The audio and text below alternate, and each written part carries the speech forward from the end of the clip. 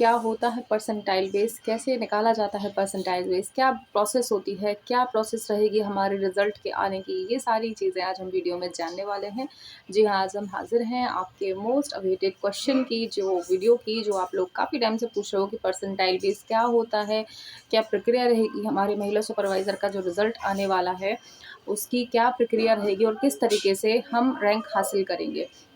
Normalisation में सभी को एक पता था कि हाँ, हमारे नंबर कुछ ऊपर नीचे हो जाएंगे, कुछ 5 से 10 नंबर मान लो, वैसे इतना हाई नहीं होता था नॉर्मलाइजेशन में, कभी कभी किसी किसी सिनेरियो में हो जाता है, बट जो अगर अनुपात निकाला जाए, रेशो निकाला जाए तो 3 से 5 नंबर ऊपर नीचे होते थे हमारे नॉर्मलाइजेशन में। लेकिन अब नॉर्मलाइजेशन नहीं होने वाला है, हमारा जो रिजल्ट है परसेंटाइल बेस पर होने वाला है, जिससे लेकर आप लोगों के मन में बहुत ज़्यादा एक्साइटमेंट है, ये कहना चाहिए बहुत बड़े क्वेश्चन मार्क है कि क्या प्रोसेस रहेगी जिससे कि हमारा रिजल्ट बनने वाला है। क्योंकि अभी जो एक रिजल्ट यहाँ पर आया हुआ है उसमें काफ़ी कुछ, मतलब जिन बच्चों के बहुत ज़्यादा कम नंबर थे परसेंटाइल के कारण काफ़ी ज़्यादा हाई हो गए उनके नंबर, और जो उनके नंबर ऑब्टेनिंग नंबर थे, जो ऑब्टेन किए थे, वो नंबर बताए नहीं गए हैं, वहाँ पे शो ही नहीं हो रहे हैं रिजल्ट में। तो इस वजह से और बच्चों में उत्सुकता है कि हमारा क्या होगा और कैसे हमारा रिजल्ट बनेगा। तो बहुत ईजी प्रोसेस है, ऐसा कोई नहीं है, आप लोग भी घर बैठे अपने नंबर्स के अकॉर्डिंग, वैसे उसके लिए रैंक का जाना ज़रूरी, लेकिन आप फिर भी अनुमान लगा सकते हो जैसे,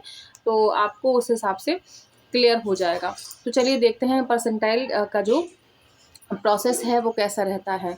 तो मैं आपको एक क्लिप दिखा रही हूँ, उसमें मैंने पूरा आपको समझाया हुआ है किस तरीके से परसेंटाइल जो बेस है वो निकाला जाएगा। तो देखिएगा आप इस तरीके से।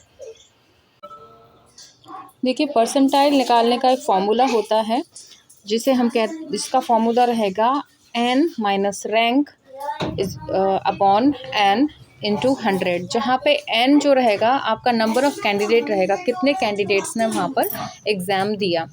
ठीक है, तो जैसे कि मान लीजिए यहाँ पर आपका 10,000 बच्चों ने जो है एग्ज़ाम दिया, और जिसमें से आपकी रैंक आई है 1000 नंबर की। ठीक है, और इसके बाद अपॉन में अपन वही नंबर ऑफ़ कैंडिडेट रहेंगे 10,000 और इनटू में 100 कर देंगे।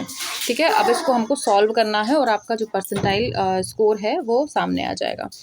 ठीक है, देखते हैं। जैसे कि आपने 10,000 माइनस 1000 किया तो आपका 9,000 निकल के आया, और नीचे आपका 10,000 रहेगा और इंटू 100 रहेगा।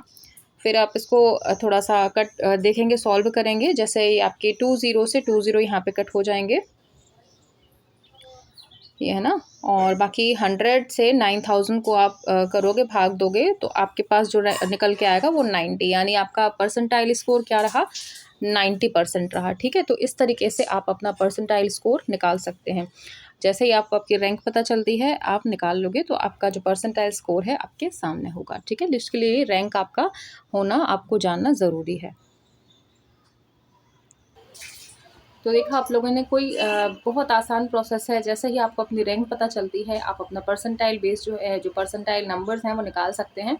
तो आपको पता चल जाएगा कि कितना क्या रहने वाला है। इसमें बहुत वैसे चांसेस हैं, जिन लोगों के कम नंबर्स हैं उनके भी होने के चांसेस हैं। इसमें क्या रहेगा, आपका जो भी रैंक है, जैसे कि आपने जो भी रैंक हासिल की है, मान लीजिए आपकी शिफ्ट में 10,000 बच्चों ने एग्ज़ाम दिया है और उसमें से आपकी 1,000 रैंक है। अब 1,000 रैंक मतलब क्या हो गया कि 9,000 बच्चे जो हैं आपसे नीचे हैं, राइट? 9,000 बच्चे क्या हैं, आपसे नीचे हैं।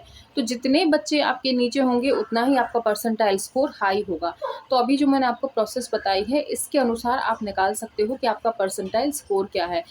डिपेंड नहीं करता आपके कितने नंबर्स आए हैं। कई बच्चे ऐसे भी हैं जिनको 150 आए हुए हैं, कई बच्चों के ऐसे भी हैं जिनके 140 ही नंबर्स हैं। लेकिन इसमें भी आपका सिलेक्शन हो सकता है। परसेंटाइल वो प्रोसेस है जो जीते हुए को हरा दे और हारते हुए को भी जिता दे। तो ये प्रोसेस रहने वाली है। अगर आपके 140 150 भी हैं और मान लीजिए आपके नीचे वाले ज़्यादा कैंडिडेट हैं, तो आपके पूरे चांसेस हैं कि आपका सिलेक्शन हो जाए। मान लीजिए आपके 150 ही नंबर्स हैं, लेकिन आपके ज़्यादातर उस शिफ्ट में आपके हाई नंबर थे, बाकी बच्चों के बहुत ज़्यादा लो थे, तो इसका मतलब आपके परसेंटाइल जो स्कोर है वो हाई रह सकते हैं और आपके सिलेक्शन के चांसेस ज़्यादा हो सकते हैं। नॉर्मलाइजेशन में क्या होता था, 150 140 आते अगर, तो हम लोग कह सकते थे कि मुश्किल है सिलेक्शन होना। लेकिन परसेंटाइल में चांसेस हैं, क्योंकि डिपेंड करता है आपके नीचे वाले नंबर्स कितने, मतलब कितने बच्चों ने आपसे कम स्कोर किया है। अगर उन्होंने ज़्यादा स्कोर आपसे कम स्कोर किया है, उन लोगों ने, ज़्यादातर बच्चों ने, तो आपके चांसेस ऑटोमेटिक हाई हो जाते हैं। तो कई लोग, कई लड़कियां ये सोचकर इस आंदोलन में भाग नहीं ले रही, जो हम आंदोलन चला रहे हैं, कि हमारे कितने कम नंबर हैं, सीट बढ़ भी जाएंगे तो मुश्किल है। तो ये गलतफहमी बिल्कुल नहीं पाल के रखो। परसेंटाइल बेस पर हो सकता है आपका सिलेक्शन हो जाए, और हो सकता है आप अगर आंदोलन में भाग नहीं ले रहे हैं तो 1-2 नंबर से रह जाओ। तो ये सोच के बिल्कुल भी आंदोलन से कटो मत कि हमें क्या करना है, बिल्कुल आपके मतलब की चीज़ है। सीट बढ़ेंगी तो बहुत लड़कियों का भला हो जाएगा, हो सकता है उनमें से आप भी एक हो, तो आंदोलन में जुड़ो, है ना। और परसेंटाइल को ऐसा कुछ वो मत समझो। हाँ, इसमें नेगेटिव बात ये है कि अगर ये लोग आपका फाइनल नंबर भी बता दें तो आपको एक अनुमान हो जाएगा कि आपने कितना स्कोर किया था उस टाइम पे, क्योंकि कई बच्चे, मान लीजिए किसी ने बहुत अच्छे स्कोर किए थे और उसके जो नंबर्स हैं बता ही नहीं रहे हैं, है ना। मान लीजिए किसी बच्चे ने 170 स्कोर किया, लेकिन रिजल्ट में वो दिख ही नहीं रहा है और परसेंटाइल बेस में उसका नहीं हो पाया, तो एक सवाल उठता है कि यार तुमने सही नंबर बताए थे उस टाइम पे, लेकिन अगर आपके सही नंबर वहाँ पे दिखाए जाते हैं जितने थे, तो एक ट्रांसपेरेंसी रहती। लेकिन वो बस ये माइनस पॉइंट है इसका। बाकी परसेंटाइल बेस ऐसा कुछ वो नहीं है, अच्छा है। कम नंबर वालों के भी चांसेस होते हैं इसमें सिलेक्शन के। तो ये प्रोसेस मैंने आपको बता दी, इस तरीके से होगा। जैसे भी आपको अपनी रैंक पता चल रहा है आप निकाल सकते हो, ठीक है।